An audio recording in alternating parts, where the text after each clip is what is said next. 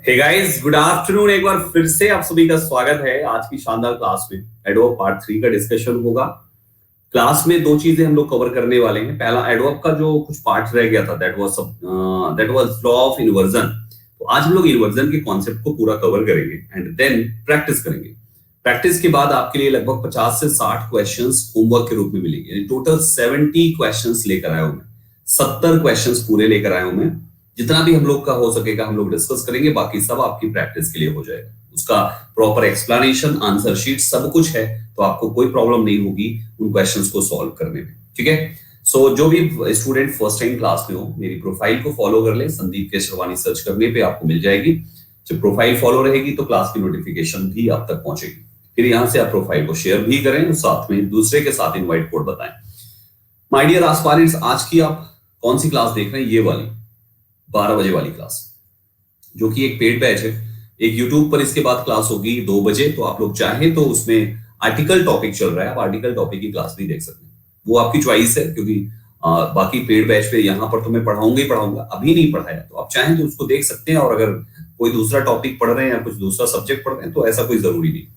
दूसरा गाइस, सुबह 7 बजे आप सबको एडिटोरियल शो देखना चाहिए, comprehension, arrangement and cloze test, इन 3 टॉपिक्स को अच्छा करने के लिए। आइए शुरू करते हैं। तो लॉ ऑफ इन्वर्जन की शुरुआत करते हैं। सबसे पहले लॉ ऑफ इन्वर्जन होता क्या है ये जानना जरूरी है।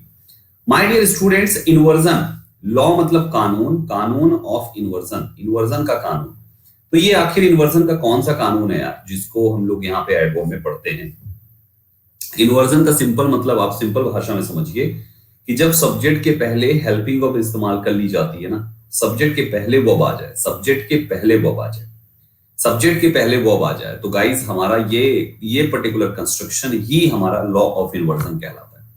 सब्जेक्ट के पहले जब वर्ब हम लगा देते हैं ना, तो वो हमारा कंस्ट्रक्शन लॉ ऑफ इन्वर्जन कहलाता है। सिंपल भाषा में बस इतना याद रखो, बहुत इसमें डिटेल में जाने की जरूरत नहीं है। अभी हम लोग ये बात करने वाले हैं कि कौन कौन सी कंडीशन है लॉ ऑफ इन्वर्जन के यूज करने की। एक तो आप जानती हो इंटरोगेटिव सेंटेंस, जैसे हम लिखते हैं ना, जैसे आपने लिखा कि वेयर आर यू गोइंग, तो वेयर आर यू गोइंग में मेरे भाइयों आप एक चीज नोटिस कीजिए, यू सब्जेक्ट है, उसके पहले आपने हेल्पिंग वर्ब लगा दी। तो इसका मतलब ये हो गया कि इंटरोगेटिव पूरा का पूरा सेंटेंस लॉ ऑफ इन्वर्जन के इशारे पे चलता है, लॉ ऑफ इन्वर्जन के कॉन्सेप्ट को फॉलो करता है। पूरा का पूरा इंटरोगेटिव लॉ ऑफ इन्वर्जन के रूल को फॉलो करता है। तो अगर कोई भी आपसे पूछेगा इन्वर्जन क्या है, तो बता लोगे ना आप लोग? क्यों बच्चों, अब तो आप लोग बता लोगे ना कि इन्वर्जन क्या है? इन्वर्जन मींस जब सब्जेक्ट के पहले वर्ब का यूज किया जाए, उसी को हम इन्वर्जन कहते हैं। अब आइए बैक साइड में लॉ ऑफ इन्वर्जन में क्या लिखा हुआ है, putting the verb before the subject. Verb को पुट करना सब्जेक्ट से पहले इज नोन एज इन्वर्जन। जैसे एग्जांपल के तौर पे, ये सब हम आगे पढ़ाएंगे, कंजंक्शन का पार्ट है, लेकिन अभी केवल ये देखो कि इन्वर्जन क्या है। केवल आपका फोकस इन्वर्जन पे आना चाहिए। नो सूनर से सेंटेंस शुरू हुआ, तो यहां पर भी देखिए सब्जेक्ट के पहले वर्ब आई है। ऐसे ही बहुत सारे तरीके हैं जहां पर सब्जेक्ट के पहले वर्ब आती है। ठीक है। इंटरोगेटिव एक हमारा जरिए, अभी हमने इंटरोगेटिव का एक एग्जांपल दिया। दूसरा एग्जांपल ये नो सूनर है, no sooner did I reach the station then. तो नो सूनर देन ये एक कंजंक्शन होता है, जिसका मतलब होता है ज्यों ही, है ना। एज सुन एज की मीनिंग में नो सूनर देन का इस्तेमाल किया जाता है कंजंक्शन देन के साथ। तो ये तो बात हो गई हमारी लॉ ऑफ इन्वर्जन के इंट्रोडक्शन में, डेफिनेशन कह लीजिए कि लॉ ऑफ इन्वर्जन क्या है। हेल्पिंग वर्ब का इस्तेमाल सब्जेक्ट से पहले, इसी को लॉ ऑफ इन्वर्जन कहते हैं। अच्छा, हेल्पिंग वर्ब का ही इस्तेमाल नहीं, मेन वर्ब का भी इस्तेमाल सब्जेक्ट से पहले लॉ ऑफ इन्वर्जन कहला देता है, लेकिन वो दूसरा वाला होता है, ये दूसरा वाला है। आइए दोनों समझाता हूं। तो काइंड्स ऑफ इन्वर्जन, यही लॉ ऑफ इन्वर्जन कितने काइंड के होते हैं? 2 काइंड होता है इसका। एक होता है पार्शियल इन्वर्जन और एक होता है कंप्लीट इन्वर्जन, जिसमें सिर्फ ऑक्सिलरी वर्ब के सब्जेक्ट के पहले रखते हैं, उसको पार्शियल कहते हैं। ऑक्सिलरी वर्ब मतलब यार हेल्पिंग वर्ब, जब हेल्पिंग वर्ब सब्जेक्ट से पहले आए, हेल्पिंग वर्ब सब्जेक्ट से, जब हेल्पिंग वर्ब सब्जेक्ट से पहले लग जाए। ठीक है। अभी 2 एग्जांपल्स हमने दिए आपको, नो सूनर वाला और WH वर्ड। तो हेल्पिंग वर्ब ही केवल सब्जेक्ट से पहले आई है, दूसरी वाली वर्ब अभी भी सब्जेक्ट के बाद है। तो जब केवल हेल्पिंग वर्ब सब्जेक्ट से पहले आती है तो वो होता है पार्शियल, अधूरा, आंशिक, जिसको हम कहते हैं। अधूरा है, कंप्लीट नहीं है, अधूरा है, आंशिक है। तो पार्शियल इन्वर्जन का मतलब जब सब्जेक्ट से पहले हेल्पिंग वर्ब आती है, और कंप्लीट का मतलब है कि इसमें auxiliary verb plus main verb या मेन वर्ब केवल सब्जेक्ट से पहले आता है, लेकिन मुख्य मेन पार्ट ये है कि मेन वर्ब पहले रहेगा ही रहेगा। हेल्पिंग वर्ब है तो वो भी लग सकता है, नहीं है तो एटलीस्ट मेन वर्ब तो पहले होगा ही होगा। जब मेन वर्ब भी पहले आ जाए, जैसे ये सब्जेक्ट है, इसके पहले कम से एक मेन वर्ब है, तो आपने मेन वर्ब को उठाकर सब्जेक्ट से पहले लगाया। जब मेन वर्ब पहले लग जाए तो वो हमारा कंप्लीट है, जब हेल्पिंग वर्ब लगे तो वो हमारा पार्शियल है। बात इस चीज की नहीं है कि कौन सा पार्शियल है कौन सा कंप्लीट है, बात ये है कि इन्वर्जन क्या है। Inversion means putting the verb before the subject, that's it यार। Putting the verb before the subject, केवल ये याद रखना है, putting the verb before the subject, इतना याद रहेगा। आपको ये नहीं याद रखना है, ये जरूरत नहीं है कि हेल्पिंग वर्ब पहले आएगा कि मेन वर्ब पहले आएगा, इससे कोई मतलब नहीं है, इससे मतलब नहीं है, इससे कोई मतलब नहीं है। Putting the verb before the subject बस याद रखना है, putting the verb before the subject, इतना याद रख पाओगे। वर्ब को सब्जेक्ट के पहले लिखना, वर्ब को सब्जेक्ट के पहले लगाना, इसी को इन्वर्जन कहते हैं। इतना याद रहेगा मेरे भाइयों, हाँ या ना, याद रहेगा? That's great. Now moving further, अब हम क्या सीखने वाले हैं? अब हम ये सीखने वाले हैं कि ऐसी कौन कौन सी कंडीशन बनती है, ऐसी कौन कौन सी कंडीशन बनती है जब हम इन्वर्जन के रूल को फॉलो करते हैं। तो कंडीशंस आइए वो सारी देख लेते हैं जब हमारी इन्वर्जन लगता है। एक तो आपका इंटरोगेटिव हो गया, सेंटेंस अगर इंटरोगेटिव होगा, सवाल पूछने वाला जो आपका यहां पे लिखा हुआ है, तो हमेशा याद रखना इन्वर्जन ही आएगा। WH वर्ड अगर शुरुआत कर दिया सेंटेंस का तो भाई साहब हमेशा इन्वर्जन आएगा, ये बात लॉक कर लीजिए। जब भी WH वर्ड शुरुआत कर दिया तो इन्वर्जन ही आएगा। अभी हम बहुत एग्जाम्पल करेंगे ऋतिक, आप तो एग्जाम्पल ही करेंगे, क्यों परेशान, ठीक है। तो जब भी कोई भी वर्ब सब्जेक्ट के पहले लग जाए उसको इन्वर्जन कहते हैं। तरीके बहुत सारे होंगे, उन्हीं तरीके को आइए सीख लीजिए पहले। तो पहला जो तरीका है कि use of inversion, use inversion with these adverb या एडवर्बियल फ्रेज। कुछ एडवर्ब्स या एडवर्बियल फ्रेजेस आपके सामने हैं।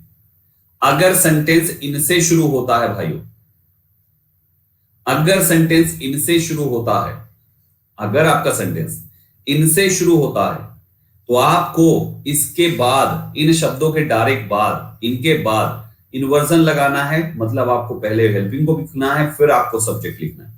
अगर सेंटेंस इनसे शुरू होता है तो आपको ये कंस्ट्रक्शन फॉलो करना है। तो ये कौन कौन से हैं मैं अभी रटवा भी दूंगा, पहले आप समझ लीजिए। Seldom, on a hill roof table bed, no sooner, hardly, outside the gate room house, round the corner, only yesterday, under the table, tree, sky, scarcely, a few miles beyond the posture, temple, field, lonely last month, rarely, along the northern frontier wall, roadside, road, river, only the day before yesterday, never, so plus adverb of manner, only then, only when, only in this way, only by plus ing, on no account, nowhere, not until, till, nor by no means, under no circumstances, at no time, neither, upstairs, so, downstairs, here, there, and out of, away, indoor, outdoor। इतने सारे हैं भाई, ये 38 हैं। याद कैसे होंगे Sandeep sir? इतना तो बुद्धि खराब हो जाएगी, कैसे याद होंगे? तो मैं आपको ट्रिक बताता हूं, सुनिएगा, ध्यान से सुनिएगा। जब कभी भी आपके सेंटेंस की शुरुआत में ही, सुनिएगा, सभी 38 के 38 याद हो जाएंगे, बस सुनो ध्यान से मेरी बात। मैं इन 38 को केवल 5 में निपटा देता हूं, 4-5 में। देखो, जब कभी भी सेंटेंस की शुरुआत किसी भी नेगेटिव वर्ड से हो, चाहे वो नेगेटिव टोन का वर्ड हो, चाहे खुद ही नो, नॉट, नेवर हो, अगर सेंटेंस की शुरुआत किसी भी NEGATIVE वाले शब्द से होता है तो हमेशा याद रखना उसके बाद आपको इन्वर्जन लगाना होगा, है ना। जब कभी भी नेगेटिव शब्द से शुरुआत होगा, 99% कॉन्सेप्ट से याद रखना कि हमारा उसके बाद इन्वर्जन आता है। अब आज ये बैक साइड शुरू से देखते हैं। सेल्डम शब्द एक नेगेटिव टोन का वर्ड है। नेगेटिव पता है ना आपको? लिख देता हूं मैं एक बार। नेगेटिव कौन कौन से होते हैं? नो हो गया, नॉट हो गया, नेवर हो गया, हार्डली हो गया, स्कार्सली हो गया, रेयरली हो गया, बेयरली हो गया, rarely, बेयरली, hardly, scarcely, rarely, बेयरली, seldom, hardly, scarcely, rarely, बेयरली, seldom भी लिखो, सेल्डम भी हो गया, नीदर हो गया, NEIGSTER, नीदर, नीदर का कौन से दूसरा बन जाएगा ना, तो नीदर मत लिखो, नॉर लिख सकते हो तुम, है ना। ये सारे शब्द है नेगेटिव, राइट, इनको याद रखना। तो फिर से आ जाओ, सेल्डम। अब देखो जो जो इस वाले में आ गया ना उसको मार्क कर देते हैं, उसको टिक कर देते हैं। पहला वाला हो गया, दूसरा वाला हो गया, तीसरा हो गया, ठीक है। फिर आ जाओ, चौथा हो गया,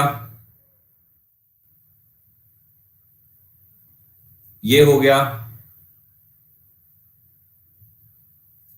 ये हो गया, ये हो गया, ये हो गया, ये हो गया, ये हो गया, ये हो गया, ये हो गया, ये हो गया। नीदर भी लिख लेना, any I T H year, बस, ठीक है। एक कैटेगरी कौन सी निकल गई तुमको, कौन सी मिल गई, नेगेटिव शब्दों वाली। दूसरा लिखो, किसी भी फ्रेज में, किसी भी फ्रेज में, अगर किसी भी फ्रेज में आपका ओनली शब्द लग गया हो, ओनली शब्द किसी फ्रेज का हिस्सा हो, अकेला लगा होगा तो नहीं, अकेला अगर आ गया ओनली केवल तब नहीं होगा भाई साहब। अगर ओनली किसी के साथ लग के आ गया तो हमेशा याद रखना, ओनली शब्द किसी के साथ जुड़ने पर हम इसके बाद इन्वर्जन के नियम को फॉलो करते हैं। तो एक बार सारे फिर से टिक कर दीजिए जिसमें जिसमें ओनली आया हुआ है। इसमें भी नहीं है, इसमें भी नहीं है, ये तो सारे ही हो गए भाई, है ना, ये सारे हो गए। देखो इसमें ओनली है, इसमें ओनली है, इसमें ओनली है, इसमें ओनली है, चार में इसमें ओनली हो गया। फिर इसमें ओनली है, इसमें ओनली है, ठीक। और बचा है कोई, इसमें ओनली है ना, इतना हो गया। तो ये दूसरा हो गया, ठीक। अब सुनो, इतना तक हो गया। इसके बाद क्या बचता है, ओनली के बाद तीसरी कंडीशन। पहली कंडीशन नेगेटिव शब्द, दूसरी कंडीशन ओनली, तीसरी कंडीशन अगर प्रेपोजिशन के साथ, PREPOSIT है, प्रेपोजिशन किसी के साथ मिलकर कंपाउंड प्रेपोजिशन बनता है। कंपाउंड प्रेपोजिशन मतलब किसी के साथ, प्रेपोजिशन लिख लो तुम, ऐसे लिख लो, किसी के साथ, किसी के साथ मिलकर सेंटेंस की शुरुआत करे, तो वहां पर भी ज्यादातर चांसेस होते हैं कि वो हमारा लॉ ऑफ इन्वर्जन लेगा। ये तीनों सिंगल है, इनसे मतलब नहीं है, बैक साइड और सब सिंगल है, ये तो पूरा ही टिक है। देखिए इसमें लिखा हुआ है, अच्छा इसमें भी तो नो ही था ना यार, ये भी तो टिक होना चाहिए था, ऑन नो अकाउंट, और प्रेपोजिशन भी है, तो इसमें दोनों कंडीशन हो गई। ये प्रेपोजिशन से under the table, under the tree पूरा फ्रेज बन रहा है ना। फिर उसके बाद आ जाओ, अलोंग भी एक प्रेपोजिशन है, मार्क कर दीजिए। ऑन प्रेपोजिशन है, मार्क कर दीजिए। आउटसाइड प्रेपोजिशन है, मार्क कर दीजिए। राउंड प्रेपोजिशन है, मार्क कर दीजिए। बस, सो भाई हमने यहां पर प्रेपोजिशन वाला भी डन कर लिया ना। अब अपने पास बचे कितने हैं इन तीन के अलावा, देखो ये हो गया, ये हो गया, 3 4 5 6 7, इसमें सातों हो गए, 8 9, ये 10वां बचा है। A few miles beyond the pasture, इसको मैं मार्क कर देता हूं गोले को ग्रीन से, ये इससे कर दो। एक ये तुमको याद करना है, एक ये याद करना है तुमको, दो भैया जी ये प्लेस शोइंग वर्ड्स हैं, ये प्लेस शोइंग वर्ड्स हैं, लिख लो उसमें, ये भी लिखो यहां पे, तीनों के। चौथा place showing things, place showing words. और भैया प्रेपोजिशन तो ये भी है ना, ये अवे वर्ड प्रीपोजिशन ही तो है, सिंगल प्रीपोजिशन में भी कुछ हो जा रहे हैं ये। और बाकी देखो सब प्लेस शोइंग, अप स्टेयर्स ऊपर की तरफ, डाउन स्टेयर्स नीचे की तरफ, हेयर देयर आउट ऑफ, ये सभी आपके उन्हीं चीजों में आ गए जो मैंने अभी आपको शॉर्ट ट्रिक बताई। इसमें केवल आपको एक ये मिलता है सो, ठीक है, बाकी इसमें सारे हो गए। इंडोर आउटडोर भी हमारा प्लेस शोइंग हो गया। तो आपके बचे कितने, 3 ही 4 थे तो बचे, एक बच गया सो, एक बच गया यहाँ पे so plus adverb of manner, और एक बच गया ये इफ यू। ये 3 याद कर लो, बाकी तो आपके ये पैटर्न में याद हो गए। ये negative word, only word, preposition किसी के साथ में, खत्म। क्यों भाइयों, समझ गए ना। बस इसी की थोड़ी सी प्रैक्टिस करनी पड़ेगी। इनको कैटेगरी वाइज बांट लेना यार, जैसे सारे नेगेटिव वाले को एक साथ लिख लेना, फिर ओनली वाले को सब एक साथ लिख लेना, फिर प्रेपोजिशन से बने हुए चीजों को एक साथ लिख लेना। मतलब 3 और एक प्लेस शोइंग वर्ड्स, 4 है ये, और 3 और है, 3 इंडिविजुअल है, 4 ग्रुप वाइज है। बात खत्म है यार। कितना आसान तरीके से सारे के सारी चीजों को मैनेज कर दिया, पूरा का पूरा इन्वर्जन याद हो गया, ठीक है। इनके अलावा और कौन सी जगह है जहां पे इन्वर्जन आता है, एक हमने अभी बताया, इंटरोगेटिव सेंटेंस, WH वर्ड से सेंटेंस शुरू करेगा तब आएगा। मतलब इंटरोगेटिव सेंटेंस यार, चाहे वो WH वर्ड से शुरू हो, चाहे वो आपका वोबल टाइप इंटरोगेटिव ही क्यों ना हो, जैसे are you coming with me, ARE, are you coming with me, तो यहां पर भी यू के पहले आर है, ये भी इन्वर्जन। इन्वर्जन मतलब इन्वर्जन यार, सिंपल है।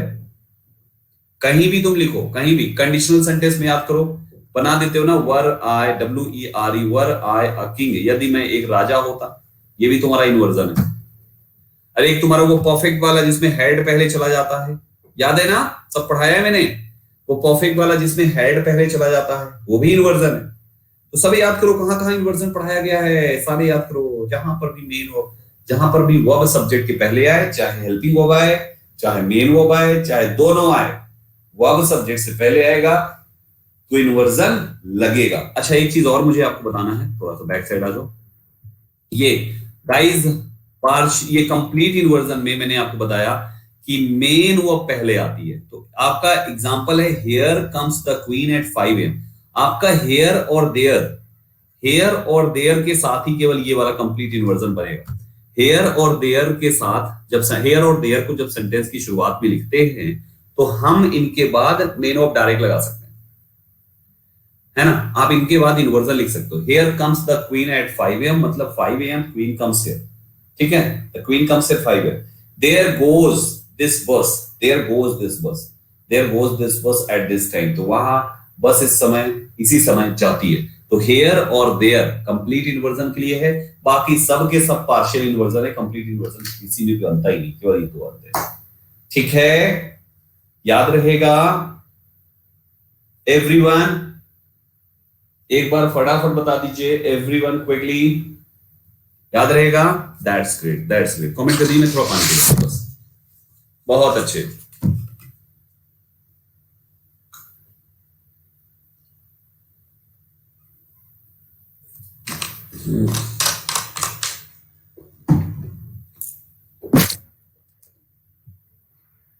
ओके फाइन, तो ये हमारा इन्वर्जन का पार्ट कंप्लीट। एडवर्ब की चीजों में देखो, एडवर्ब में मैंने जितने भी प्रीवियस ईयर के पेपर सॉल्व किए, मैक्सिमम एरर मुझे पता है क्या दिखी है, मैक्सिमम एरर मुझे एडवर्ब में दो तीन टाइप की ज्यादातर दिखी है। सबसे पहली जो एरर एडवर्ब में दिखती है कि अगर किसी भी वर्ड का एडवर्ब फॉर्म होना चाहिए तो उसका एडजेक्टिव फॉर्म बना के लगा देंगे। एडवर्ब होना चाहिए, एडजेक्टिव लगा देंगे, एडजेक्टिव होना चाहिए, एडवर्ब लगा देंगे। भैया जी वहीं पर ये चीज पहचानना पड़ेगा, और वो मैं सिखा चुका हूं कैसे पहचानेंगे आप कि कहां पे एडवर्ब आएगा, कहां पे एडजेक्टिव आएगा। पहली प्रॉब्लम। दूसरी प्रॉब्लम जो एडवर्ब में आपकी पूछी जाती है वो ये पूछी जाती है कि एडवर्ब को इस्तेमाल कहां पे करा जाए, किस वर्ड के पहले किस वर्ड के बाद करा जाए। तो एडवर्ब की खास बात है, ये जिसके लिए आता है उसी के करीब लगता है। और मैंने सेंटेंसेस में हर एक में ये भी बताया कि कहां पे कौन किसके पहले लगा है, कौन किसके बाद में लगा, ठीक है।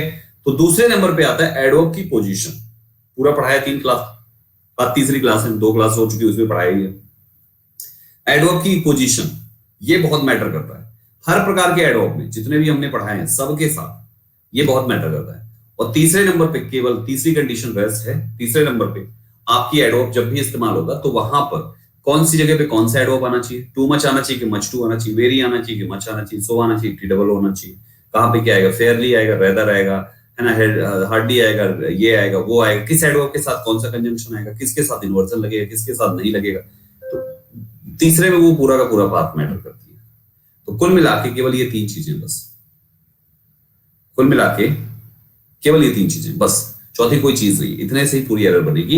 अब हम शुरू करने वाले हैं तीनों क्लास में पढ़ाए गए जितने भी कॉन्सेप्ट्स हैं उनकी प्रैक्टिस। 20 क्वेश्चन निपटाते हैं, 40 मिनट बचे हुए, 40 मिनट में 20 क्वेश्चन हो जाएगा, और फिर उसके बाद बाकी का जो है 50 क्वेश्चन आपकी प्रैक्टिस के लिए, 70 क्वेश्चन पूरे। चलो तो ये हो गया पहला क्वेश्चन, गाइस ध्यान से करिएगा। देखो 1 2 3 4 नहीं लिखा है तो पॉल नहीं दिया जाएगा इसमें, विदाउट पॉल हमें कमेंट में लिखना पड़ेगा भाई, ठीक है ना, विदाउट पॉल ही हम करेंगे। अब 1 2 3 मुझे काउंट करना पड़ेगा बार बार, तो उसमें गलती हो सकती है, कहीं स्लैश नहीं समझ पाए तो नो गलती हो जाएगी। सबसे पहला लिखते हैं, सबसे पहला क्वेश्चन आपके सामने है, his essay was unmatched so he was awarded the best prize in the form of shield made of silver and enameled with some precious stone। चलिए कमेंट बॉक्स में आंसर लिखना शुरू कीजिए, और अपना आंसर जो आपने लिखा है कॉपी में लिखते चलना, सही हुआ कि गलत हुआ, जो सही हो जाए उस पर 1 कर दीजिए, जो सही ना हो उसको उस पर कोई लाइन मत खींचना। तो अंतिम में देखो कितने सही होते हैं, कुछ लोग नो एरर कह रहे हैं, कुछ बी कह रहे हैं, कुछ सी कह रहे हैं, अलग अलग आंसर आ रहे हैं। गाइस उसका जो एसे है वो अनमैच्ड है, his essay was unmatched, right everybody. Essay उसका अनमैच्ड है। एरर पता है क्या आती, his essay was most unmatched. तो for your kind information, unmatched का मतलब जिसकी मैचिंग में कोई नहीं है। तो जब किसी के मैचिंग में कोई है नहीं, जाहिर सी बात है, तो ये ऑलरेडी टॉप पोजीशन हो गया, कभी इसके साथ मोर और मोस्ट नहीं लगाते। तो ये लगा होता गलत होता। हिज एसे वाज अनमैच्ड, इसलिए ही को अवार्ड दिया गया द बेस्ट प्राइज का इन the form of a shield के रूप में, जो कि चांदी का बना हुआ था एंड इनेमल्ड था विद सम प्रेशियस स्टोन्स, और उसमें जड़े हुए थे कुछ महंगे महंगे स्टोन्स। तो स्टेटमेंट में कोई गलती नहीं है भाइयों। सेंटेंस तो नो एरर का था, सेंटेंस तो नो एरर का था यार, सेंटेंस तो नो एरर का था। कहां पे एरर आपको दिखी? आप मुझे एरर लिखो, एबीसीडी मत लिखो, एबीसीडी इसमें नहीं लिखी। आप एरर बताओ कि सर यहां पे ये होना चाहिए। द बेस्ट में क्या गलती है यहाँ पे? So he was awarded the best prize, the best prize in the form of shield made of this, यानी हिज का ऐसे अच्छा था तो हिज को सबसे अच्छा वाला प्राइज मिला। सुपरलेटिव डिग्री आर्टिकल दा लेगा ही लेगा, डिग्री भी सुपरलेटिव बन रही है।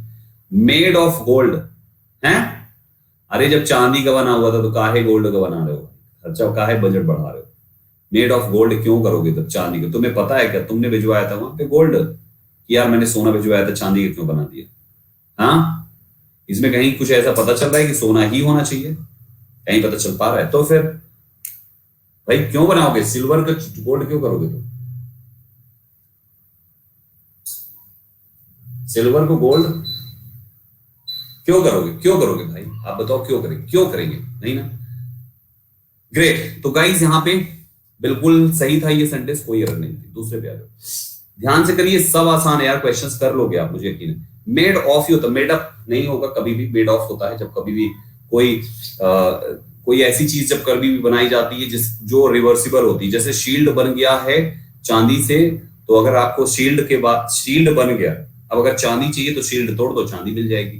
तो गाइस ऐसी कंडीशन में जहां पे रिवर्सिबल होता है तो ऑफ, और इरिवर्सिबल हो तो फ्रॉम आता है। चलो दूसरा है the leaders of the striking teachers, the leaders of the striking teachers called on the chief minister for negotiation and returned happily। चलो बताओ, ध्यान से करना।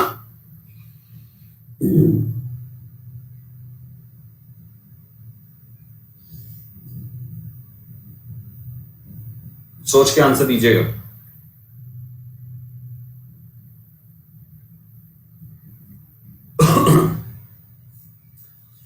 आराम से।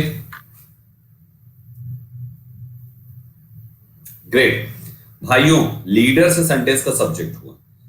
किसका लीडर्स? स्ट्राइकिंग टीचर्स का। तो सब्जेक्ट प्लूरल है यहाँ पे।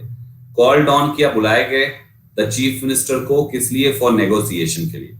तो यहां पर तो ठीक है यार, कॉल्ड ऑन ही होगा, द चीफ मिनिस्टर नेगोशिएशन के लिए, सही है। तो ये नेगोशिएशन के लिए बुलाया और वही लीडर्स क्या हुए? रिटर्न हुए। कैसे? खुशी खुशी। नेगोशिएशन हो गया होगा। तो आप वर्ब के लिए ही तो लिख रहे हो भाई, हैप्पीली शब्द एडवर्ब भी तो चाहिए, हैप्पीली एडवर्ब भी तो चाहिए, वर्ब के लिए आ रहा है। दैट मींस इस सेंटेंस में भी कोई एरर नहीं, नो एरर इस सेंटेंस का भी मार्क करेंगे। इस सेंटेंस में भी कोई एरर नहीं है, नो एरर मार्क किया जाएगा। यहां पर भी बिल्कुल सही था ये, समझ जाना। आज कहानी कुछ नो एरर वाली हो सकता है ज्यादा, क्या पता सारे क्वेश्चन नो एरर के। हाँ, सोच के। तीसरे पे आ जाओ। India played very careful right from the beginning of the match held at Sharjah in order to win the match।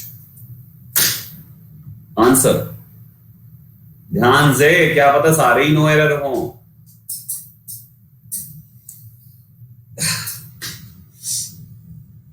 बहुत अच्छे, बहुत अच्छे, बहुत अच्छे।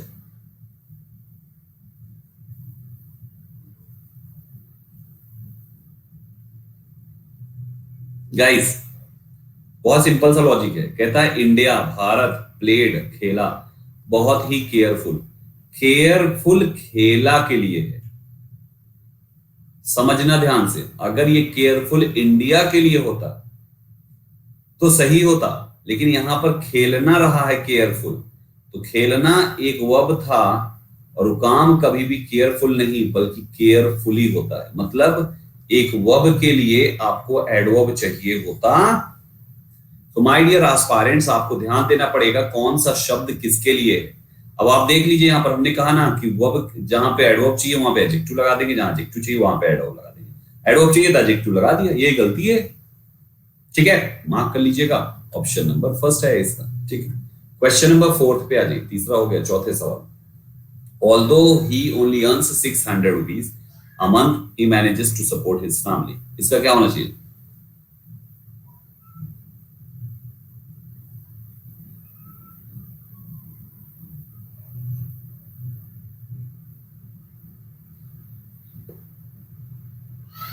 Hurry up guys, quickly.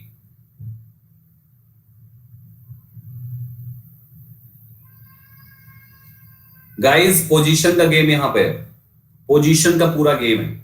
Although यद्यपि कि ही ओनली अर्न्स, वो केवल कमाता है 600 रुपया प्रति महीना, इस उसी में he manage to support his family, उसे अपने परिवार का सपोर्ट करना पड़ता है। सो वो केवल कमाता है या केवल 600 रुपए? केवल 600 कमाता है, वो केवल 600 कमाता है, हम ये बोलेंगे ना, वो केवल 600 कमाता है। तो केवल 600 मतलब 600, केवल 600 के साथ लगना चाहिए था, आपने अन के साथ लगा दिया, पोजीशन गलत हो गई। तो ये ओनली यहां पे होना चाहिए, मतलब अन पहले कर दो, ओनली बाद में कर दो। तो आपका सेंटेंस बनेगा although he earns, although ALTHOUGH, although he earns कितना, ओनली 600, जो भी है आगे, ठीक है ना, इस टाइप से इसको मार्क करेंगे। तो गाइस पोजीशन ही अर्न्स ओनली 600 रुपीज, तो ये हमारा यहां पर होना चाहिए, मार्क कर लीजिएगा, ये आपका आंसर है। ठीक है, डन एवरीबॉडी? आन क्यों नहीं होगा? अरे यार तुम लोग क्या हो यार, टेंस नहीं बेटा, ये क्या नाम है इसको, मुझे देखने दो पहले, कौन है ये बालक? ऋतिक। ऋतिक तुमने टेंस की क्लास नहीं देखी क्या बेटा? ऋतिक तुमने टेंस की क्लास नहीं देखी क्या? बोलो बेटा थोड़ा, तो नहीं देखी ना, तो बेटा तुम टेंस देख लेना आज टेंस देखना, ये आगे आगे के चक्कर में मत पड़ो, पीछे की क्लासेस पहले पूरा खत्म करनी है सबको, मैं सबसे कह रहा हूं। ये सेकंड बैच है, इसका पहला पार्ट जो है ना, उस पहले पार्ट में से शुरू से देखो, पहली क्लास से। अगर आप चाहते हो कि पूरी की पूरी इंग्लिश आपकी अच्छे से समझ में आ जाए, तो पहली क्लास से देखो, क्योंकि जो चीज मैं पढ़ा चुका हूं उसको कभी एक्सप्लेन यहाँ पे नहीं करूंगा, वो केवल टेस्ट में एक्सप्लेन किया जाएगा, यहाँ पे नहीं। अब ये ही के साथ अंश क्यों आया, ये मैं पढ़ा चुका हूं और यहाँ पे नहीं बताऊंगा भाई साहब। ठीक है, पहला पार्ट, जिस भी बच्चे की इंग्लिश कमजोर है, शुरुआत से देखो, एक एक चैप्टर देखो, मैं दावे के साथ कहता हूं आपको जरूरत नहीं पड़ेगी वहां पे दोबारा एक्सप्लेनेशन की, ऐसा पढ़ाया गया है, बारीकी से देखो उनको, समझो अच्छे तरीके से। ठीक है, डन। चलो पांचवें पे आ जाओ। क्योंकि बहुत सिंपल सवाल पूछ लिया ना बेटा तुमने, सिंगुलर है वो, इसलिए सिंगुलर वर्ब आती है। अब सिंगुलर वर्ब इस फॉर्म में कैसे बनती है वो सब पढ़ाया गया, देखना पड़ेगा। अभी देखो इसमें क्या है, कह रहा है only by talking to the officers concerned, ठीक है, they will make out the hidden implications of the agreement. चलो इसका बताओ।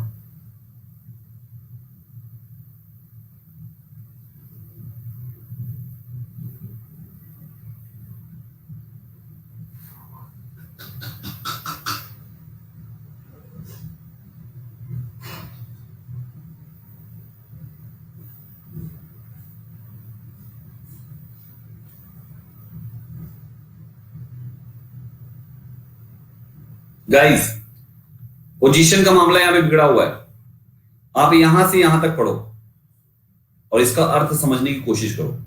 Only by talking, only by talking, केवल बात करके, टू द ऑफिसर से, केवल बात करके, ओनली बाय टॉकिंग, केवल बात करके टू द ऑफिसर, ये होगा या ये होगा? बाय टॉकिंग, बात करते हुए, किससे? Only to the officer.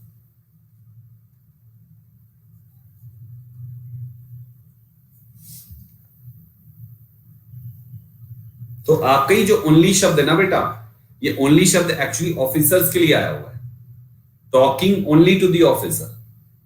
जैसे आदमी कहता ना कि तुम्हें केवल उससे बात करनी, केवल उससे बात करनी और किसी से बात नहीं करनी, तुम्हें पिज्जा केवल मुझे ला के देना है।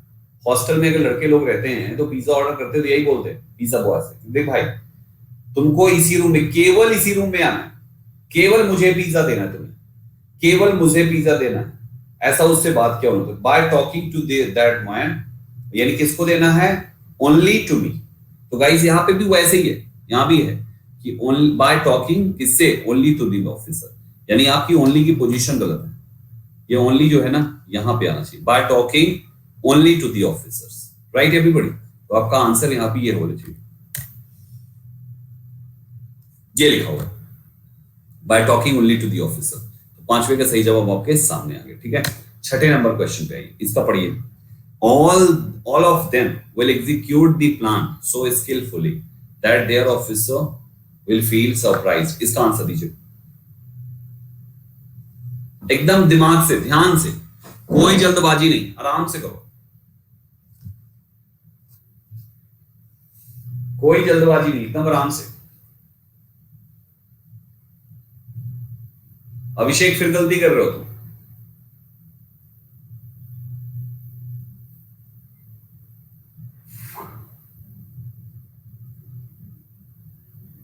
अब देखो यहीं पे ले लो सेंटेंस को, सेंटेंस कहता है ऑल ऑफ देम, ये subject, helping verb, main verb, all of them will execute the plan, execute the plan ये ऑब्जेक्ट है, execute the plan, all of them will execute the plan, सारे के सारे लोग प्लान को एग्जीक्यूट करेंगे सो skilfully. Skilfully क्या चीज है, क्या ऑल ऑफ देम स्किलफुली है, all of them skilfully doesn't make any sense. All of them के द्वारा जो एग्जीक्यूट होगा ना, ये एग्जीक्यूट होगा प्लान बड़े ही स्किलफुल तरीके से, यानी आपका स्किलफुली शब्द एग्जीक्यूट के लिए आ रहा है भाई, जो कि एक वर्ब है यहां पे। कुछ लोग कह रहे हैं कि सर प्लान स्किलफुली है, एक बार फिर से ध्यान दीजिए, प्लान स्किलफुली है कि नहीं। All of them will execute the plan skilfully, will execute the plan so skilfully, all of them will execute the plan, execute करेंगे प्लान को स्किलफुली। अब आपके दिमाग में मान लीजिए नहीं आ रहा है कि कौन किसके लिए, नहीं समझ में आ रहा, तो ऐसे करो, ये देखो एक बार अगर आपको कंफ्यूजन है कि प्लान के लिए है कि एग्जीक्यूट के लिए, देखो प्लान के लिए होगा तो स्किलफुल होगा, एग्जीक्यूट के लिए होगा तो स्किलफुल होगा। तो मेरे को एक बात बताओ, तो यहां पे प्लान स्किलफुल है क्या, इस सेंटेंस में प्लान स्किलफुल है?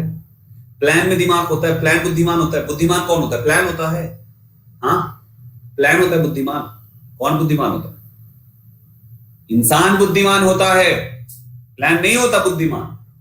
यानी प्लान के लिए ये वर्ड एडजेक्टिव नहीं बन सकता क्योंकि प्लान है, कोई इंसान नहीं है। दैट्स व्हाई हम इतना तो कह सकते हैं कि प्लान के लिए ये शब्द नहीं हुआ, जब प्लान के लिए नहीं हुआ तो दूसरा ऑप्शन बचता है, दैट इज एग्जीक्यूट। अब एग्जीक्यूट एक वर्ब है तो वर्ब के लिए तो एडवर्ब लिखोगे ना, एडवर्ब तो पहले ही लिखा है, इस एडवर्ब के लिए सो शब्द दूसरा एडवर्ब लग गया, दैट मींस यहां तक पार्ट सही है, that their officer will feel surprise. Sentence तो नो एरर का, सेंटेंस नो एरर का, राइट एवरीबॉडी, सेंटेंस क्या है, नो एरर। अब एक बालक ने कहा कि संदीप सर द प्लान बाद में लिखेंगे, क्यों भाई, स्किलफुली जो तुम्हारा है ये तुम्हारा मैनर है, और रूल याद करो मैंने क्या सिखाया तुमको, subject, helping verb, main verb, object और फिर मैनर, और अगर ऑब्जेक्ट नहीं है तब मैनर मेन वर्ब के साथ होता है, अदरवाइज ऑब्जेक्ट के बाद होता है। तुम्हारे पास ऑब्जेक्ट है तो मैनर तो इसी के बाद लिखोगे ना, ठीक है।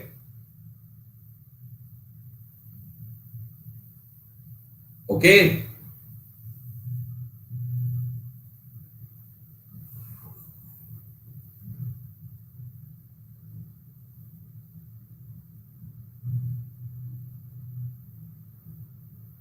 चलो अगले पे आ जाओ। पोजीशन पहचानने के लिए जो जिसके लिए है उसी के लिए तो लिखोगे ना, जो जिसके लिए है उसी के लिए तो आना चाहिए, उसी के इर्द गिर्द आना चाहिए ना। और छोटे छोटे हल्के हल्के कंस्ट्रक्शंस हैं, थोड़े थोड़े से अभी करो, अभी तो छठा है यार, अभी तो बहुत क्वेश्चंस हैं। I came across her in Delhi last month and invited her to come to Patna. इसमें बताओ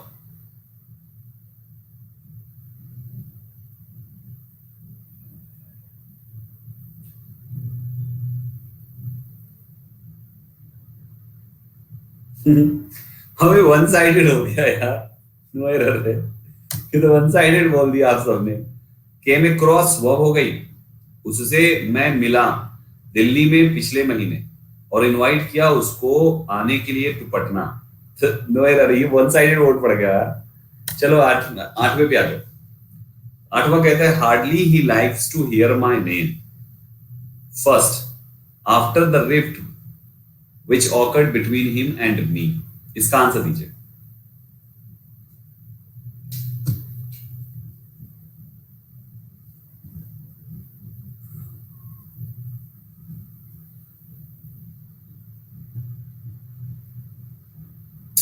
अभी तक एक सिंगल क्वेश्चन सही नहीं है, सिंगल जवाब सही नहीं है, सबका गलत है एक तरफ से।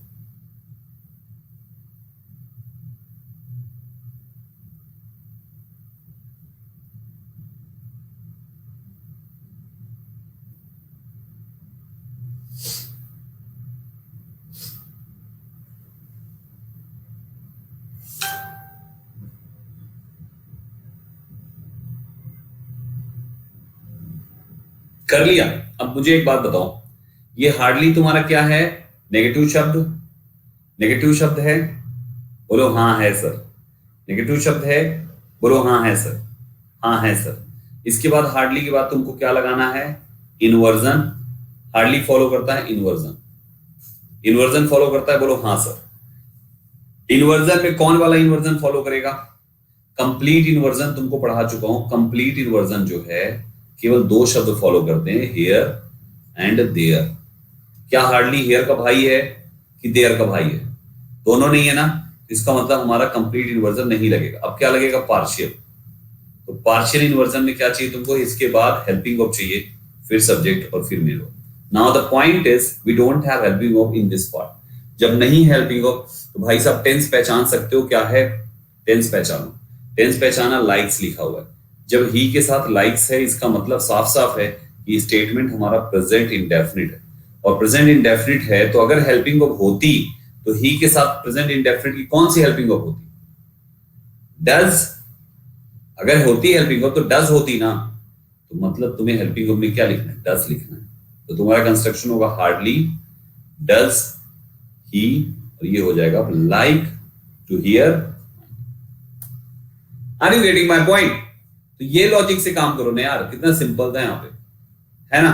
ये लॉजिक से काम करो। जब देखो तुम्हें केवल दो ही ऐसे टेंस होंगे, टू टेंसेस ही ऐसे होंगे जिसमें हेल्पिंग वर्ब नहीं दिखेगी। वो होगा आपका प्रेजेंट इंडेफिनिट, और दूसरा बता सकते हो पास्ट इंडेफिनिट। ये दो ऐसे टेंसेस होंगे जिसमें हेल्पिंग वर्ब नहीं हो सकती है कि ना हो। तो जब नहीं होगी तो तुम टेंस पहचान के डू डज डिड, यार तीन ठो है तुम्हारे पास। अगर सिंगुलर है तो डज लगा दो यार, और तुम्हारा प्लूरल है तो डू लगा दो यार, और पास्ट है तो डिड लगा दो, बात खत्म। इसके सिवा सब टेंस में हेल्पिंग वर्ब होती है भाइयों, इसके सिवा सब टेंस में हेल्पिंग वर्ब होती है, हर एक टेंस में हेल्पिंग वर्ब होती है। केवल यही दो टेंस है, बस इन्हीं टेंसेस की थोड़ी सी नौटंकी है, बस नौटंकी आप समझ चुके हैं। Right everyone? 8वें का आंसर हो गया, 9वें पे आ जाओ। आंसर हो गया, हाँ। क्वेश्चन नंबर 9 पे आ जाओ। My dear aspirants, this room is very beautiful but too much small to accommodate all of you। Answer दीजिए।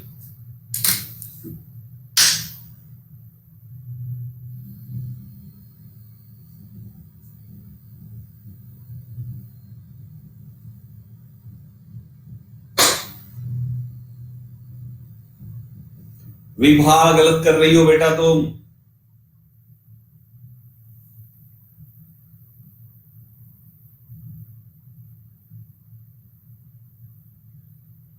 मेजॉरिटी सही है भाई।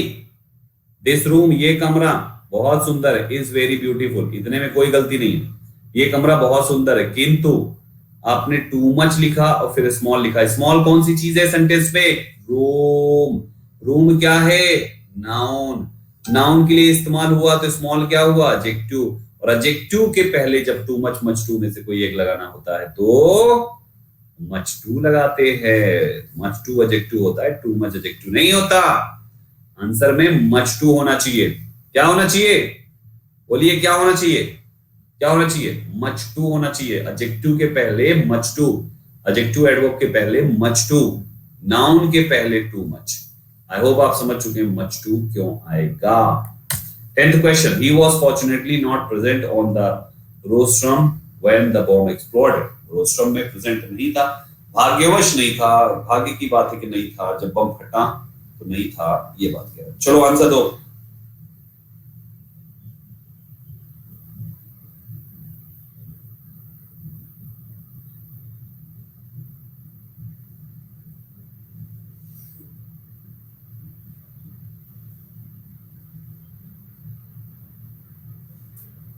बहुत अच्छे। Guys guys guys, he was के बाद लिखा आपने फॉर्चुनेटली एक adverb, not present on the rostrum, he was not present on the rostrum जब द बॉम्ब एक्सप्लोडेड, जब बम फटा। तो फॉर्चुनेटली का मतलब होता है भाग्यवश, भाग्यवश मतलब भाग्य की बात है, बड़ी अच्छी बात है। मुझे एक बात बताओ, जो आपने फॉर्चुनेटली को नॉट प्रेजेंट के ऊपर साथ लिख दिया, क्या नॉट प्रेजेंट ही फॉर्चुनेटली होगा? नहीं, भाग्य की बात ये रही कि वो वहां पे नहीं था जब बम फटा, ये पूरी बात भाग्य की थी, ये पूरी बात भाग्य की थी, तभी तो होगा ना यहाँ पे। तो जब पूरी बात ही फॉर्चुनेटली के लिए है तो भैया जी सेंटेंस का क्वालिफायर हो गया ये एडवर्ब, जो उसके शुरुआत में लगेगा। फॉर्चुनेटली एकदम स्टार्ट करेगा सेंटेंस, फिर ही वॉज नॉट प्रेजेंट ऐसे लिखा जाएगा। तो गाइस यहाँ पे आंसर ये है। व्हाट इट, 10th का आंसर आपके सामने, उम्मीद करता हूं आपको समझ में आ गया। हाँ, फॉर्चुनेटली शुरू में, फिर ही वॉज। चलो 11 नंबर क्वेश्चन पे आ जाओ। My brother does not know to make friends so he leads a lonely life, इसका आंसर दीजिए। नहीं कामनी बेटा, फॉर्चुनेट क्यों करोगे, एडवर्ब ही सेंटेंस का क्वालिफायर, एडजेक्टिव नहीं होता बेटा, एडवर्ब ही होता है।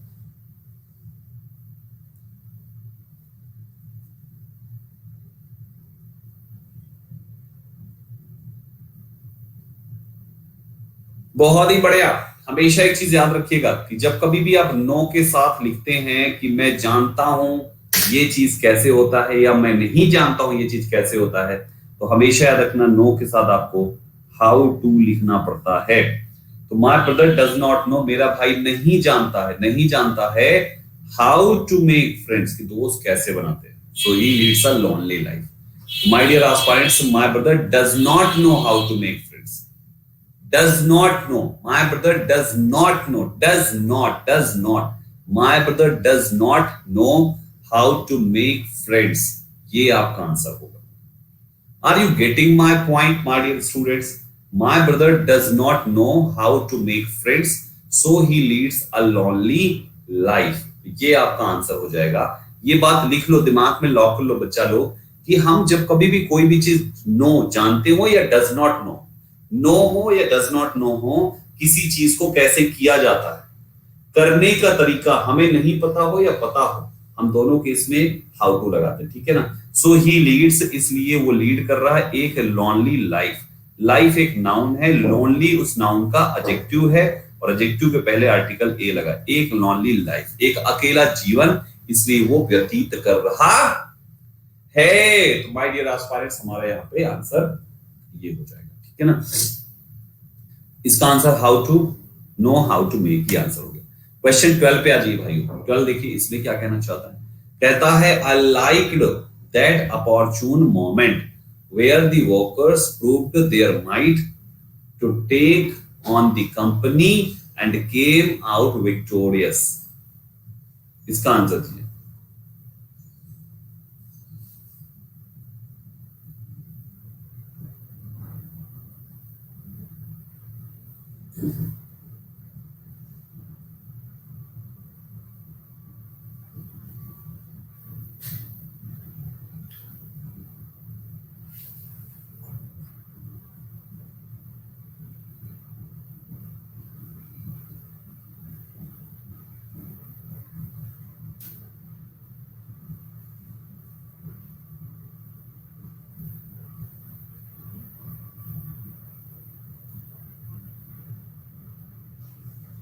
सोच समझ के भाइयों, 99% गलत आंसर आया अभी तक, 99%, 99%, 99%।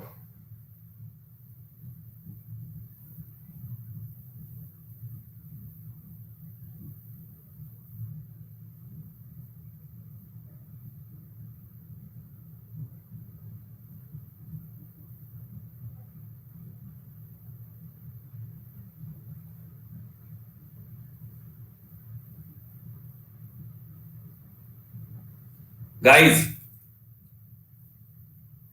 देखो, आई लाइक्ड, मुझे पसंद आया, दैट अपॉर्चून मोमेंट, आपने अपॉर्चून में अपॉर्चुनेट, अपॉर्चुनेटली, पता नहीं क्या क्या लिख दिया। मुझे पसंद आया वो, और ये मोमेंट, मोमेंट एक नाउन है, तो नाउन के पहले क्या लिखोगे आप? अब एडजेक्टिव, ये अपॉर्चून, अपॉर्चून जो शब्द है ना, ये एडजेक्टिव है। I liked that opportune moment, मतलब मुझे वो अपॉर्चून मोमेंट पसंद आया। नाउ दिस मोमेंट मींस क्या होता है? क्षण हिंदी में कहते हैं, एंड क्षण का मतलब क्या है? क्षण का मतलब होता है समय। तो हम यहां पे समय की बात कर रहे हैं। जब बात समय की थी तो एडो वेयर क्यों लगाया भाई साहब आपने? वेयर का तो इस्तेमाल प्लेस के लिए किया जाता है। वेयर मतलब जहां होता है, जहां या कहां कुछ भी कह लो, तो ये प्लेस के लिए आता है ना, राइट एवरीबॉडी? तो यहां पर ये चीज आपका क्या है भाइयों? यहां पर ये एक प्लेस के लिए आता है। प्लेस के लिए आता है तो हमें तो टाइम शोइंग वर्ड चाहिए। तो टाइम शोइंग वर्ड्स क्या क्या होते हैं ये बताइए। Come on everybody.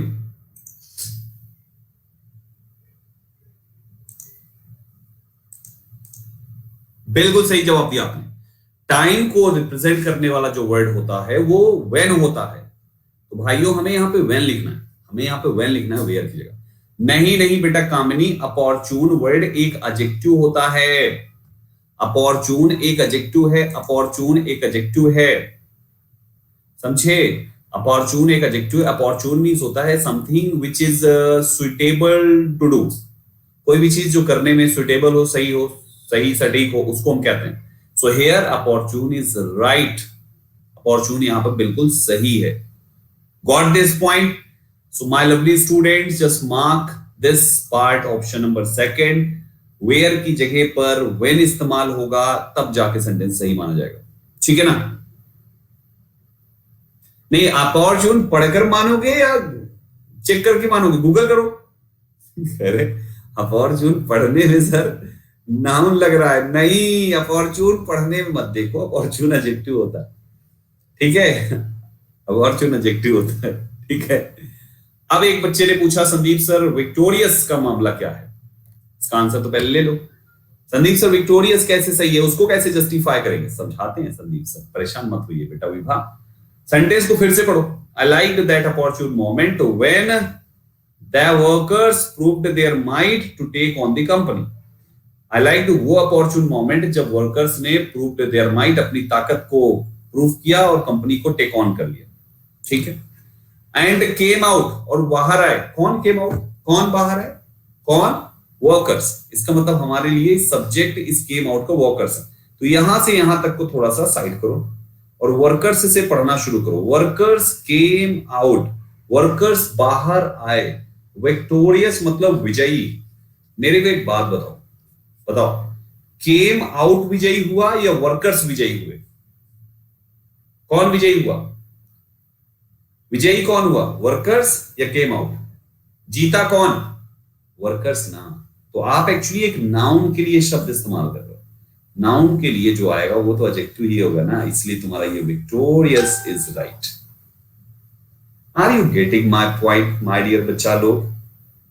एक नाउन के लिए लिखे हो तो भले वो आपके बाद आ गया, मामला फंसा दिया इसने, लेकिन है भाई साहब ऑब्जेक्टिव वहां पे, ठीक है ना? आई होप समझ में आ गया। क्वेश्चन नंबर 13 पे आ जाइए। He was very tired of work, so he said that he was sorry to accompany us. इसका आंसर दीजिए। अपॉर्चुनेट नहीं होगा कामनी, अपॉर्चून ही होगा, अपॉर्चुनेट नहीं होगा।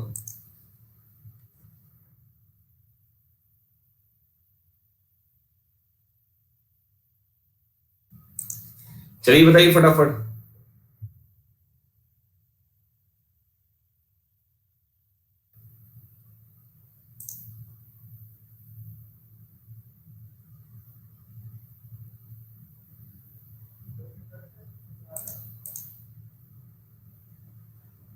अपॉर्चुनेट,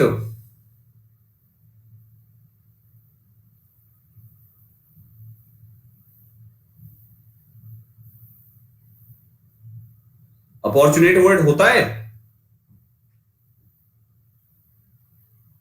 अपॉर्चुनेट वर्ड होता है?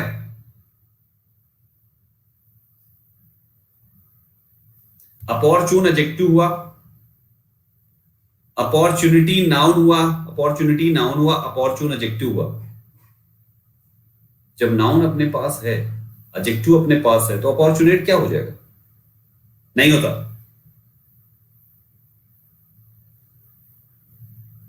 नहीं होता। तुम सब ऐसा वर्ड मार्क कर रहे थे जो वर्ड ही नहीं है डिक्शनरी में। ओ माय गॉड, ऐसा वर्ड मार्क किए पड़े थे जो वर्ड डिक्शनरी में ही नहीं है।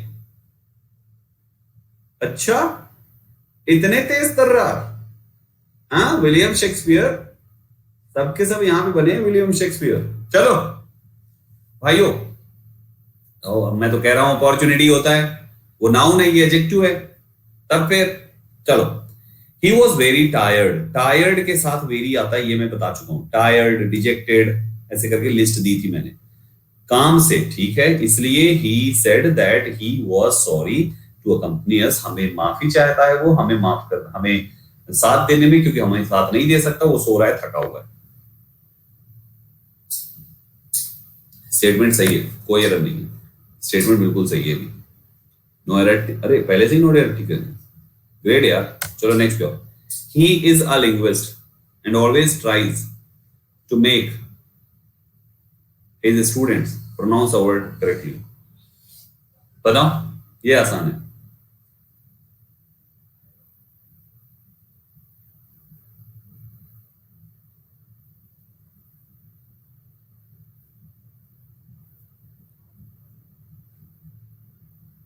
लिंग्विस्ट का मीनिंग ना जानते हो? लिंग्विस्ट का मतलब होता है जो बहुत सारे, जो भाषा, जो किसी भी शब्द का सही सही प्रोनाउंसिएशन करना सिखाता है, उसको हम लिंग्विस्ट कहते हैं।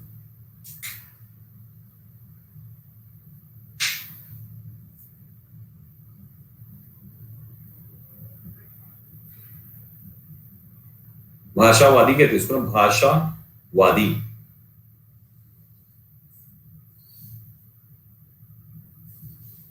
अरे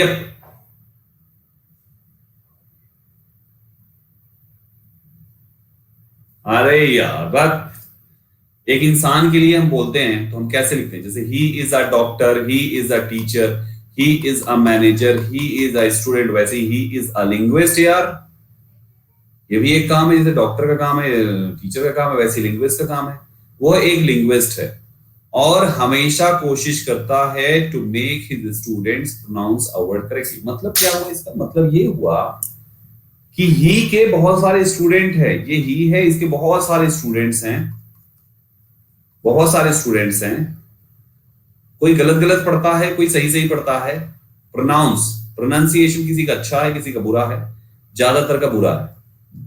ठीक, ज्यादातर का बुरा है। अब यहां पे ज्यादातर का बुरा है, तो ये प्राणी जो एक लिंग्विस्ट है, ये एक लिंग्विस्ट है, इसलिए हमेशा कोशिश करता है कि इसके स्टूडेंट सही सही प्रोनाउंस करें। तो इसके लिंग्विस्ट होने का परिणाम है स्टूडेंट्स को ये सिखाना कि सही प्रोनाउंस करो। अगर ये लिंग्विस्ट नहीं होता, इसे खुद ना पता होता कौन सा सही है कौन सा गलत है प्रोनाउंसिएशन। दैट मीन्स लिंग्विस्ट का आगे वाले सेंटेंस पे असर पड़ रहा है। तो हिंदी में हमने बोला कि वो एक लिंग्विस्ट है, इसलिए हमेशा कोशिश करता है, हमेशा की इंग्लिश कोशिश करता कि इंग्लिश तो सही है, इसलिए कि इंग्लिश एंड तो ना होती भाई साहब, इसलिए कि इंग्लिश एंड तो ना होती। क्या होनी चाहिए? So always.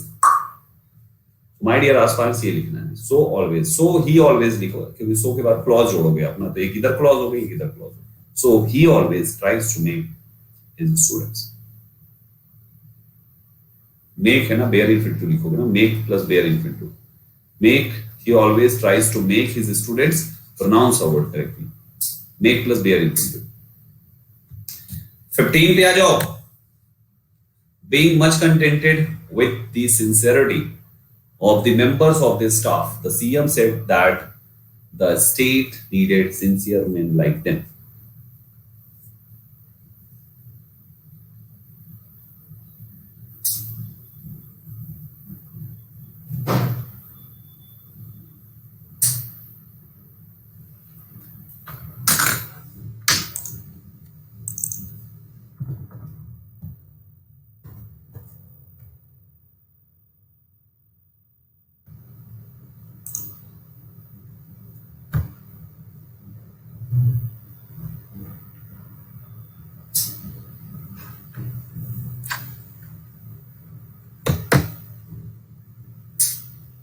अरे भाई सिंपल क्वेश्चन है यार, कैसे गलत कर रहे हो? देखो स्टेटमेंट है being much contented, main verb की थर्ड फॉर्म आती है तो हम उसके साथ मच लगाते हैं, आईएनजी फॉर्म आती है तो हम उसके साथ वेरी लगाते हैं, but few exceptional words are there जो थर्ड फॉर्म में भी अपने साथ वेरी लेते हैं, जिसमें से ये कंटेंटेड वर्ड उनमें से एक है। ये कंटेंटेड उनमें से एक है भाई साहब, तो बीइंग वेरी कंटेंटेड होना चाहिए। बीइंग कंटेंटेड, कंटेंटेड का मतलब होता है हैप्पी यार, खुश। तो भाइयों यहां पर ये खुश, डिजेक्टेड, नाराज, खुश, नाराज, खुश खुश, नाराज नाराज, खुश खुश, नाराज नाराज, इन सभी चीजों के साथ हम क्या करते हैं, हम इनके साथ वेरी लगाते हैं। तो भाइयों यहाँ पे जो मच कंटेंटेड है ना, मेरे उठा के पिछली की क्लास देख लो भाई, उसमें पढ़ाया मैंने। विद द सिंसियरिटी, सिंसियरिटी जो है एक नाउन है, तो विद द बीइंग ज्यादा खुश, सिंसियरिटी के साथ, of the members of the staff की, जो सीएम है उन्होंने कहा कि स्टेट को जरूरत है सिंसियर आदमियों की, उनके जैसे। ठीक तो है यार, बाकी तो ठीक है, जबरदस्ती बनाया करो। V3 कैसे पता? वो V3 ना समझ पाते यहाँ पे कि V3 में लिखा हुआ है कि नहीं। कंटेंटेड, ईडी जनरली हमारे थर्ड फॉर्म में ही तो आते हैं यार, जनरली ये तो पहचान है ईडी की, थर्ड फॉर्म की, है ना। 16 नंबर क्वेश्चन, एक दो और कर लो बस, बाकी सब होमवर्क है। When the prince saw the princess, जब राजकुमार ने राजकुमारी को देखा, he cried out, चिल्लाया। क्यों भाई, काजल फैल गया था क्या?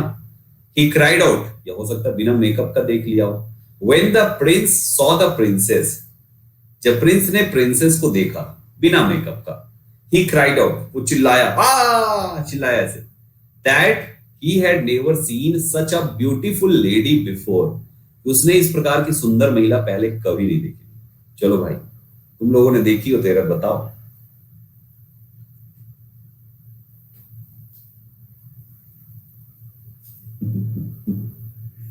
बताओ यार जल्दी से। अरे बापा रे बाप, सभी no error, oh my god, बिल्कुल सही जवाब है। जब प्रिंस ने प्रिंसेस को देखा, वो चिल्लाया कि he had never seen इस प्रकार की सुंदर महिला पहले। बिल्कुल सही है, क्या बात है यार, सब इंटेलिजेंट हो गए मेरे बच्चे, और यही मुझे चाहिए। When asked, जब पूछा गया तब he took tea, उसने चाय लिया और कहा that it tasted sweetly, ये बड़ा मीठा मीठा है।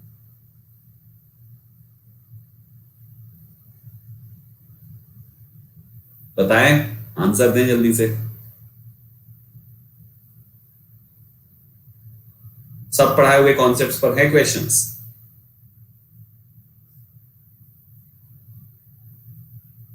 My dear students, logic says, my dear students, logic says कि हमारे पास जब कभी भी, लॉजिक सेज कि हमारे पास जब कभी भी कुछ वर्ब ऑफ सेंसेशन वाली वर्ब्स आ जाती हैं, जैसे आपका टेस्ट हो गया, फील हो गया, और बताओ भाई स्मेल हो गया, और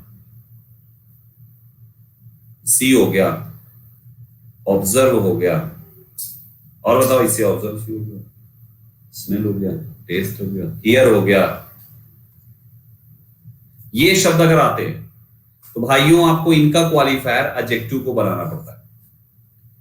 जब इनके डायरेक्ट बाद आपको क्वालिफायर लिखना हो तो, डायरेक्ट बाद लिखना हो तो, जैसे आप कहते हो सुगर टेस्ट्स, तो आपको लिखना पड़ेगा स्वीट। एक और शब्द लिखो लुक, ये भी तो ऑब्जर्व सी, लुक आंखों से ही तो होता है, ठीक है ना। सुगर टेस्ट आया, स्वीट आएगा। ही लुक्स एंग्री, टुडे लिख लो, वो आज गुस्सैल दिख रहा है या दिखता है, वो आज गुस्सैल दिखता है, या he is looking angry today, कुछ भी कह लो। तो लुक के बाद भी इसका क्वालिफायर वर्ब, इसका क्वालिफायर एडजेक्टिव बन के आया। मेरी लाइन सुनो तो यार, पूरा ध्यान से मेरी लाइन सुनो एक बार फिर से। मैंने ये बोला कि जब इन सेंसेशनल वर्ब्स के डायरेक्ट बाद क्वालिफायर लगे तो वो शब्द एडजेक्टिव बनाना, ठीक। और अगर ऑब्जेक्ट लगा के लगाओगे तो एडवर्ब बनाना। दूसरा एग्जांपल, ही लुक्ड, टेंस कोई सा भी हो, उससे फर्क नहीं पड़ता, एट मी, उसने मेरी तरफ देखा। अब मेरे को बताओ यहाँ पे एंग्री लिखेंगे, एंग्रीली लिखेंगे, एंग्री लिखेंगे, एंग्रीली लिखेंगे, क्या लिखेंगे? हम यहाँ पे एंग्रीली लिखेंगे, ANGRI।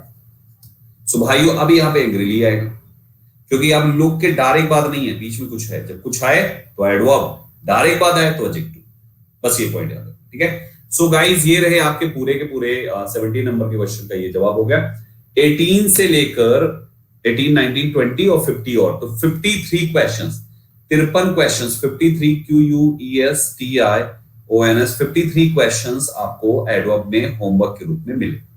इन सारे 53 क्वेश्चंस की अच्छे से प्रैक्टिस कर लीजिएगा, ठीक है। अगली क्लास डाउट सेशन पे है, तो हम डाउट सेशन जब आपके लिए करेंगे तो डाउट सेशन में भी हो सकेगा अगर मेरे पास कुछ एक्स्ट्रा क्वेश्चंस होंगे तो मैं वो भी आपको प्रोवाइड कर दूंगा और अच्छे से प्रैक्टिस आपकी हो जाएगी, ठीक। चलो तो अभी के लिए केवल इतना ही रहेगा दोस्तों। इसको अच्छे से सारे के सारे क्वेश्चंस की पीडीएफ, इस पीडीएफ को डाउनलोड कर लेना। पीडीएफ, इसी पीडीएफ में सारे, ये देख लो पूरा आंसर के साथ है, ये देख लो 50 नंबर 50वें का आंसर है ना, तो पूरा आंसर के साथ है, प्रॉपर एक्सप्लेनेशन, आंसर सब लास्ट में है।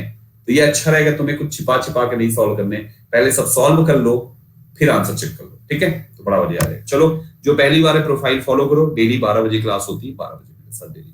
Thank you very much for joining this session, thank you very much.